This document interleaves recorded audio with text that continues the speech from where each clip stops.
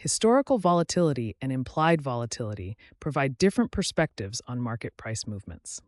Historical volatility measures how much a stock's price has fluctuated in the past. It analyzes actual price data over a specific time frame, typically using standard deviation to quantify the magnitude of price movements.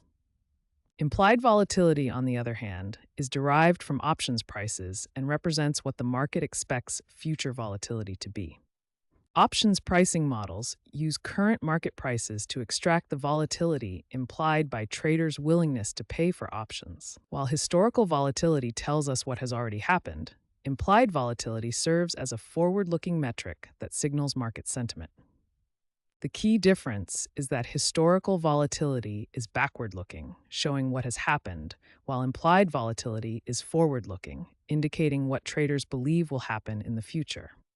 High implied volatility often signals uncertainty and anticipated price swings, making it a valuable tool for understanding market sentiment. Understanding both types of volatility provides traders with a more complete picture of market behavior.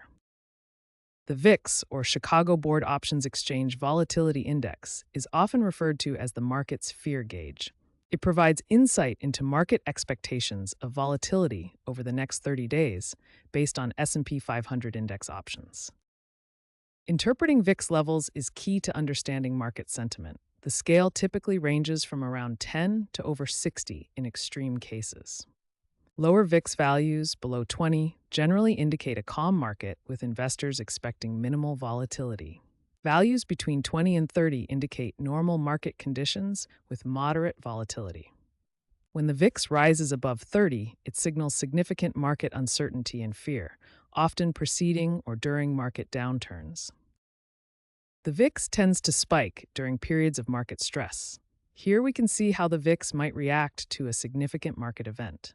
During normal market conditions, the VIX typically hovers between 12 and 20. But when unexpected events occur, it can rapidly spike to 40 or higher. Investors and traders use the VIX in several ways to inform their market strategies. First, it helps them gauge overall market sentiment and uncertainty. Many also watch for extreme VIX readings as potential market turning points. Portfolio managers may use VIX-based products to hedge against market volatility, while traders can directly trade volatility through VIX futures and options. The VIX earned its nickname as Wall Street's fear gauge because it effectively captures investor anxiety, spiking during periods of market stress and uncertainty. Stock market volatility isn't random.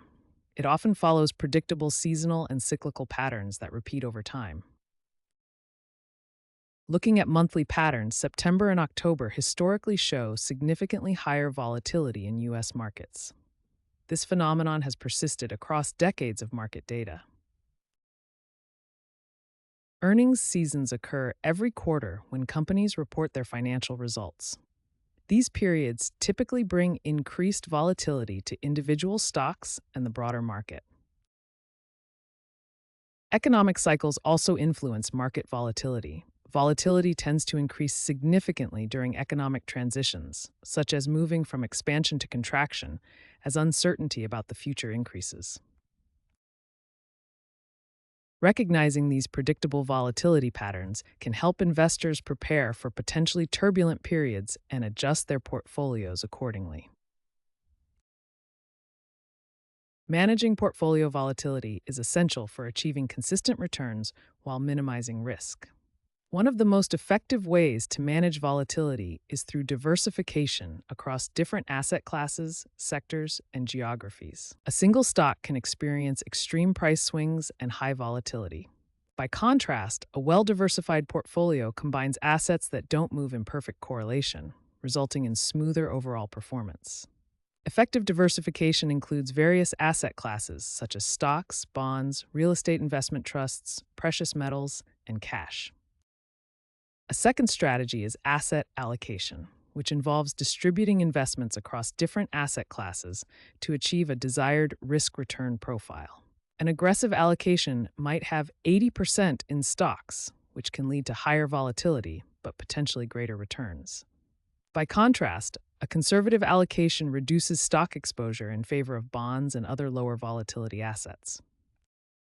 Position sizing is another crucial volatility management technique, where you allocate smaller percentages of your portfolio to more volatile assets. The higher an asset's volatility, the smaller its position should be in your portfolio.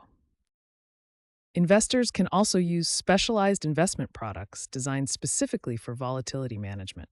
These include low volatility ETFs that select stocks with historically lower price fluctuations, inverse volatility products that can hedge against market turbulence, and option strategies that provide downside protection. By implementing these volatility management strategies, investors can experience several benefits. Effective volatility management isn't about eliminating volatility entirely, but rather about controlling it to align with your investment goals and risk tolerance.